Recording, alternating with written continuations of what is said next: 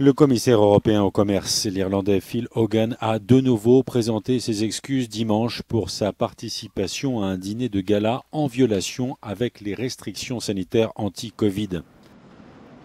82 personnes étaient invitées à ce dîner organisé pour les 50 ans du club de golf du Parlement irlandais. Le scandale a conduit à plusieurs démissions en Irlande où le Premier ministre demande à Phil Hogan d'envisager lui aussi de démissionner. À Bruxelles, la Commission européenne demande à Phil Hogan de s'expliquer.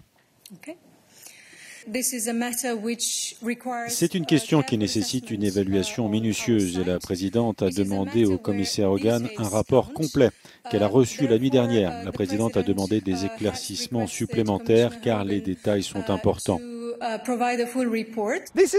C'est un test intéressant pour la Commission européenne. À qui doit-elle rendre des comptes ?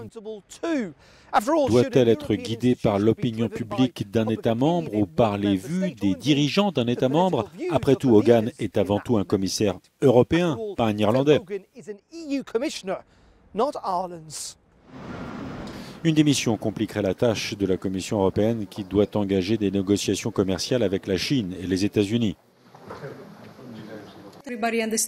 Nous connaissons tous l'importance du portefeuille commercial. Nous avons d'ailleurs eu vendredi une annonce sur une question liée au commerce. Le commerce est donc important, mais comme le sont tous les autres portefeuilles, tous les membres de la Commission doivent remplir leur rôle en se concentrant pleinement sur leur mandat.